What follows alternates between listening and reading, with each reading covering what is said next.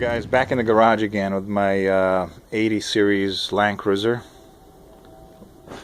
Okay, this time around I'm doing the charcoal canister. I just took it out. I'm trying to replace it. I got it right here on the floor. Okay, this is the original one. Came with the I don't know, breather hose, whatever you want to call that. I'm not sure. It goes inside the frame. I saw a video by a mud member. I'll put a link below. Big Dreams in Motion, I believe, is his channel, but I'll put a link there so you can watch that. So he was talking about the replacement with an ACDelco charcoal canister, and the fact that the original one is smaller in diameter compared to the replacement, and the bottom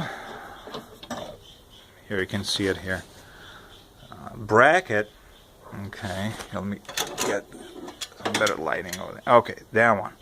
Okay, the bottom one right here needs to be eliminated because, or just use a zip tie, because there's this infamous wire loom right there.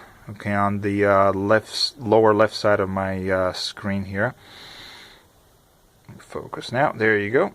And you cannot really use one of those longer bolts. This is a 2.5 inch long bolts. Okay, just so you can capture the new canister.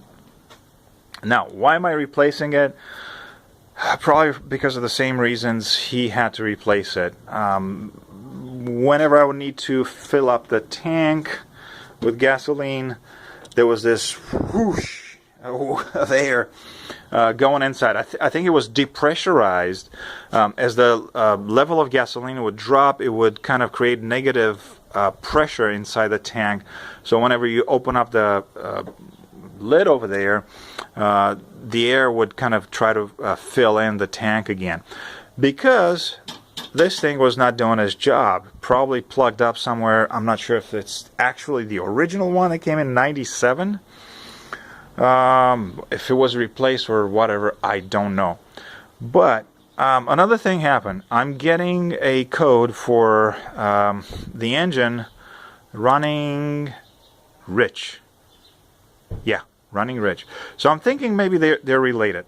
Of course, for running rich, you have a number of possible causes, but I'm thinking maybe I can eliminate it with this one, and I also needed to replace it anyway. So, why am I making a video? Because of this bottom bracket right here. What I'm going to do, instead of eliminating or using a zip tie, because Mr. T did not use zip ties, I will actually rotate it. Okay, turn it 180 degrees. So now the bolt, instead of being over there hitting the wire loom, will actually be over on this side. Okay, so let's see if we can do this right now. Okay, I just kind of loosened up the bolt back there, and luck would have it that I cannot do it. Okay, like that.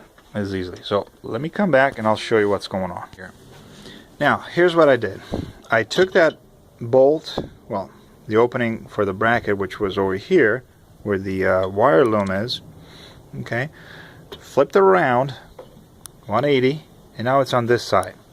And now we have a lot more, I hope, room to work with. Okay. You need to have extremely tiny hands anyway for this job. I had a really tough time getting the original, this little guys right here. Okay, the original bolts out, and the one on the frame side over there. You just had to cut. Oh, it's still here. This zip tie. Okay, that one.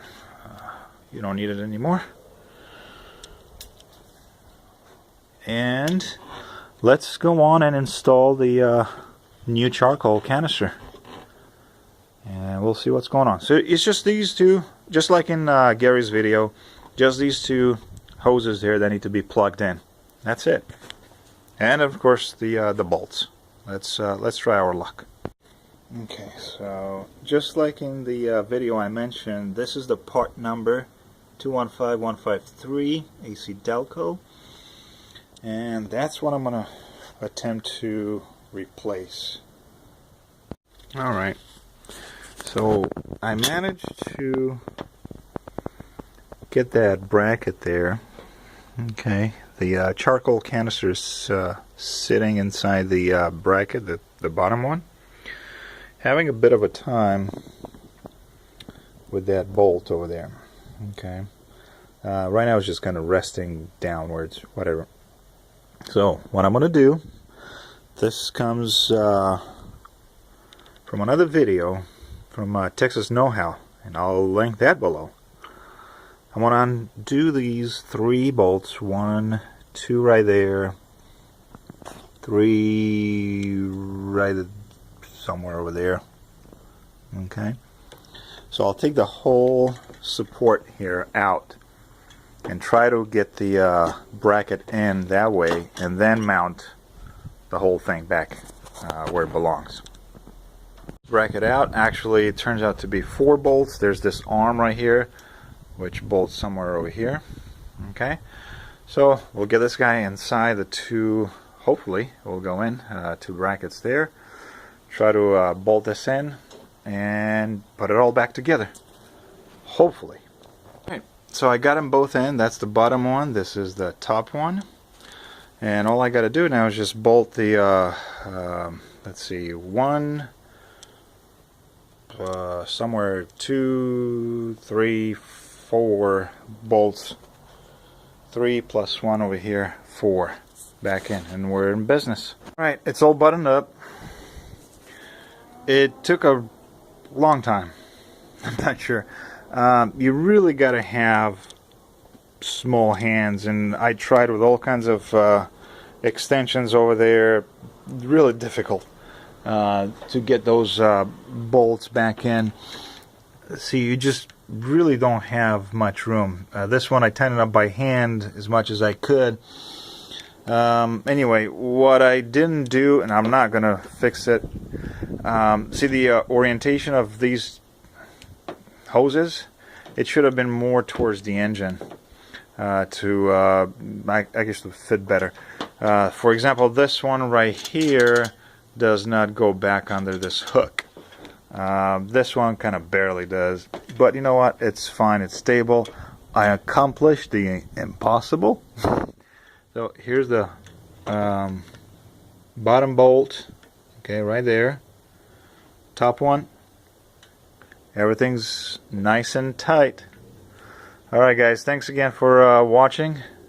Hopefully this helps a lot of you. We'll see you in another do-it-yourself video. We'll see what we're going to tackle next. I need to drive this car right now for a while and see if the code goes away. The running rich, that is, code. Forgot which one it is. We'll see. We'll see how she runs. We'll test drive it. Thank you.